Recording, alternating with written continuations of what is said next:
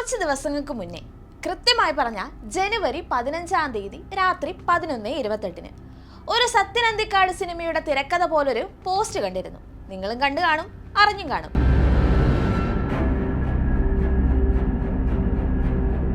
ആലപ്പുഴയിൽ നിന്നും ഫീലിംഗ് പ്രൗഡോടെ കോൺഗ്രസ് നേതാവ് അരിത ബാബു എഴുതുന്ന എന്റെ പ്രസ്ഥാനം എന്റെ നേതാക്കൾ എന്നൊരു തിരക്കഥയായിരുന്നു അത്. വളരെ വിജയകരമായി തന്നെ എഴുത്തു പൂർത്തീകരിച്ചു. ഒരു മയത്തിലൊക്കെ തുടങ്ങിയിട്ട് പിന്നെ ഒരു ഒറ്റ തള്ളായിരുന്നു. ഒന്നുമല്ലാത്ത ഈ സമയത്തുള്ള തള്ളൽ മറ്റൊന്നും കൊണ്ടല്ല, തദ്ദേശ തെരഞ്ഞെടുപ്പ് വരികയാണെന്നറിഞ്ഞ് സകല നേതാക്കളെ ഒന്ന് സോപ്പിടാനായി തെരഞ്ഞെടുത്ത ഒരു ഉദ്യമം മാത്രമായിരുന്നു അത്. എന്നാൽ കഥ ആരംഭിക്കുന്നതിന് മുമ്പോ ഹീറോയിനെ അറിയിക്കാൻ മറന്നുപോയിരുന്നു നേതാവ് അരിത. അതുകൊണ്ട് തന്നെ പോസ്റ്റിന് താഴെ യൂത്ത് കോൺഗ്രസ് ജില്ലാ സെക്രട്ടറി മേഘ രഞ്ജിത്ത് ചൂടുള്ള മറുപടിയും അങ്ങ് കൊടുത്തു. ആ മറുപടി ഒരു ആരോപണമാവുകയും അതങ്ങ് കത്തിക്കയറുകയും ചെയ്തിരുന്നു.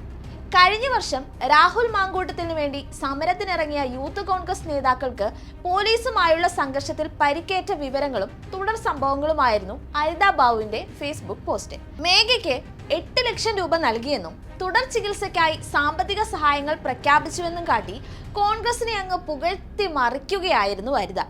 എന്നാൽ 5.25 ലക്ഷം മാത്രമാണ് തനിക്ക് ലഭിച്ചതെന്നും ബാക്കി അവർ പറയുന്ന 2 ലക്ഷം എവിടെ പോയെന്ന് അറിയില്ലെന്നുമാണ് മേഘ വ്യക്തമാക്കുന്നത്. കിട്ടിയ 5.25 ലോണും വാടകയും ഒക്കെ ആയിട്ട് തീർന്നു. ഇപ്പോഴും മരുന്ന് കഴിക്കുന്ന മേഘയുടെ ചികിത്സയുടെ കാര്യങ്ങളോ ചിലവിന്റെ കാര്യങ്ങളോ ഒന്നും അന്വേഷിക്കാൻ പാർട്ടി ആ വഴിക്കേ ചെന്നിട്ടുമില്ല. യൂത്ത് കോൺഗ്രസിന് വേണ്ടി സമരം ചെയ്ത് പരിക്കേറ്റ മേഘയെ രാഹുൽ മാങ്കൂട്ടവും KC വേണുഗോപാലും പ്രതിപക്ഷ നേതാവ് VD സതീശനടക്കം കോൺഗ്രസിന്റെ നിരവധി നേതാക്കൾ ആശുപത്രിയിലെത്തി സന്ദർശിച്ചിരുന്നു. എന്നാൽ പിന്നീട് അവരൊന്നും ആ ഭാഗത്തേക്കേ തിരിഞ്ഞു നോക്കിയിട്ടില്ല. അത്രമേൽ പാർട്ടിയെ സ്നേഹിച്ചിരുന്നത് കൊണ്ട് തന്നെ ഈ പരാതികളൊന്നും പുറത്തു പറയാനോ പ്രതികരിക്കാനോ ഇവർ മുന്നോട്ട് വന്നിരുന്നുമില്ല. ഈ പ്രതികരണം വൈറലായതോടെയാണ് കോൺഗ്രസിനെതിരെ കൂടുതൽ വെളിപ്പെടുത്തലുമായി മേഘ രഞ്ജിത്ത് എത്തിയത്. മേഘ കൈരളി ന്യൂസിനോടാണ് കോൺഗ്രസ് സാമ്പത്തികമായി സഹായിച്ചില്ലെന്ന കാര്യം വെളിപ്പെടുത്തിയത്. 6.25 ലക്ഷം രൂപ കിട്ടിയെന്നാണല്ലോ അവർ പറയുന്നത്. 5.25 കിട്ടിയില്ല. ഇല്ല, 5.25 അവർ തന്നത് എത്ര? അവർ പറയുന്നത് 6.25 അല്ലേ? എനിക്കറിയത്തില്ല. ഹോസ്പിറ്റൽ ചെലവെല്ലാം പാർട്ടിയായിരുന്നു. അതിനുശേഷം പ്രവാസികളടക്കം ഉള്ളവർ എനിക്ക് 5.25 ലക്ഷം രൂപ ആകുമ്പോൾ അതിന്റെ ലോണിലും എന്റെ അന്നേരമുള്ള കുടിശ്ശികയും വാടകയും എല്ലാം കൂടെ ആയിട്ട് ഞാൻ കൊടുത്തു. പിന്നീട് എനിക്കറിയത്തില്ല, എനിക്ക് കിട്ടിയിട്ടില്ലാത്ത പൈസയുടെ കണക്ക് ഇപ്പൊ 10,000-10,000 രൂപയൊന്നും അല്ലല്ലോ. 2 ലക്ഷം രൂപയൊക്കെ കൂട്ടി പറയുമ്പോ എനിക്കറിയത്തില്ല അതെന്താന്ന്. അതെനിക്ക് മനസ്സിലാവാത്തോണ്ട് ഞാൻ ചോദിച്ചതേ ഉള്ളൂ. നിനക്കന്ന് ഞാനുണ്ടായിരുന്നു അവിടെ. നിനക്ക് നന്നായിട്ട് മർദ്ദനം ഏൽക്കുന്ന ഒരു സാഹചര്യം ഞാൻ കണ്ടോണ്ടിരിക്കുക. ഇപ്പോഴും ഞാൻ മരുന്ന് കഴിച്ചോണ്ടിരിക്കുക. ഇപ്പോഴും ഞാൻ വൈക്കം ഇൻഡോ അമേരിക്കൻ ഹോസ്പിറ്റലിൽ ട്രീറ്റ്മെന്റ് എടുത്തോണ്ടിരിക്കുക.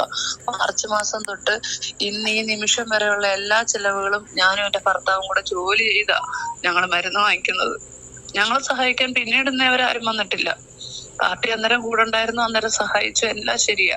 എന്റെ ജീവിതത്തിന്റെ വിലയാണോ ചേട്ടാ ഈ പറയുന്ന 8 ലക്ഷം രൂപ? അത് കഴിഞ്ഞൊന്നും ചെയ്തിട്ടില്ല. അത് കഴിഞ്ഞ് ഞാനും എന്റെ ഭർത്താവും ജോലി ചെയ്ത് മരുന്ന് വാങ്ങിക്കുക. ഇപ്പോഴും നിങ്ങൾ അവരെ ആരെയും സമീപിച്ചില്ല? എനിക്ക് ചികിത്സാ സഹായം വേണമെന്ന് പറഞ്ഞിട്ട് 4 മാസമായിട്ട് ഞാൻ പുറകെ നടക്കുന്നുണ്ട്. എന്റെ മണ്ഡലം കമ്മിറ്റിയിലും ഉള്ളവരടുത്തും അരിത ബാബു അടക്കമുള്ളവരടുത്തും പറഞ്ഞു. എനിക്ക് ഇതുവരെ അനന്തരം നീക്കുപോക്ക് ഉണ്ടായിട്ടില്ല. എനിക്കറിയത്തില്ല.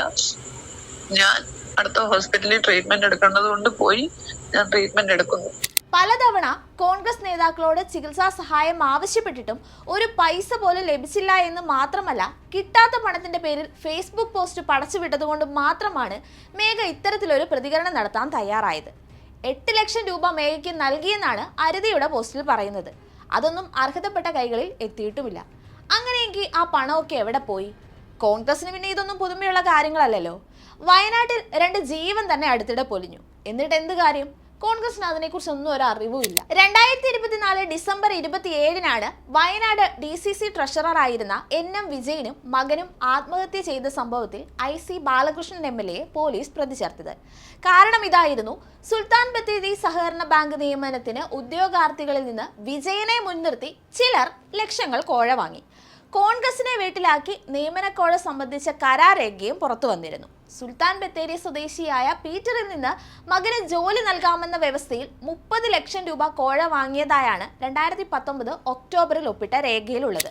ആത്മഹത്യ ചെയ്ത NM വിജയൻ 2ാം കക്ഷിയായ കരാർ ഒപ്പിട്ടിരിക്കുന്നത് അന്നത്തെ DCC പ്രസിഡന്റ് IC ബാലകൃഷ്ണന് വേണ്ടിയായിരുന്നു. ഇതെല്ലാം വിശദീകരിച്ച് അദ്ദേഹം പ്രതിപക്ഷ നേതാവിനും സുധാകരനുമൊക്കെ കത്തയച്ചിരുന്നു. എന്നിട്ട് വല്ല നടപടി ഉണ്ടായോ? അതവർ അറിഞ്ഞിട്ടേയില്ല. ഇവിടെയും പണം തന്നെ വിഷയം. കോൺഗ്രസിനെതിരെ വരുന്നതൊക്കെയും ശക്തമായ സാമ്പത്തിക ആരോപണങ്ങളാണ്. എന്നാൽ പ്രതിപട്ടികയിൽ വന്ന കേസിനെ എത്ര നിസ്സാരവൽക്കരിക്കാമോ അത്രയും തഴയും കോൺഗ്രസ്. DCC ട്രഷറർ ആത്മഹത്യ ചെയ്ത സംഭവത്തിൽ കുടുംബത്തിന്റെ ഭാഗം കേൾക്കുകയോ അവർക്കൊപ്പം നിൽക്കുകയോ ചെയ്തില്ല എന്ന് മാത്രമല്ല, പ്രതിപട്ടികയിലുള്ളവരെ സംരക്ഷിക്കുന്ന മനോഭാവവുമായിരുന്നു കോൺഗ്രസിന്. മുൻകൂർ ജാമ്യത്തിന് ശ്രമിച്ചിരുന്നെങ്കിലും അത് ലഭിക്കാതെ വന്നപ്പോൾ IC എവിടെ എന്ന ചോദ്യത്തിന് MLA ഒളിവിലാണെന്നും അത് സ്വാഭാവികമാണല്ലോ എന്നുമായിരുന്നു K സുധാകരന്റെ മറുപടി. അതെ, അറസ്റ്റ് വാറണ്ടുള്ളയാൾ ഒളിവിൽ താമസിക്കേണ്ടി വരുമല്ലോ. ഇതായിരുന്നു നേതാവിന്റെ ന്യായീകരണം. ചെയ്യുന്നത് അത്രയും വൻ സാമ്പത്തിക തട്ടിപ്പും കുറ്റകൃത്യങ്ങളും. എന്നാൽ പറഞ്ഞും ന്യായീകരിച്ചും വരുമ്പോൾ വലതുപക്ഷത്തിനോളം പ്രമാദമായ പ്രസ്ഥാനം വേറെയില്ല. കൈയിട്ട് വാരി പാവപ്പെട്ടവനെ പട്ടിണിയാക്കുന്ന പ്രസ്ഥാനം, കൂടെ നിൽക്കുന്നവരെയൊക്കെയും തഴയുന്ന പാർട്ടി. ആ പ്രസ്ഥാനത്തിന് വേണ്ടി നേതാക്കന്മാരുടെ വാക്കും കേട്ട് അടികൊള്ളാൻ പോയാൽ നേതാക്കന്മാരുടെ കീശ പിന്നെയും വീർത്ത് തന്നെ വരും. സാധാരണക്കാരന്റെ അവസ്ഥ ഇതൊക്കെ തന്നെയായിരിക്കും.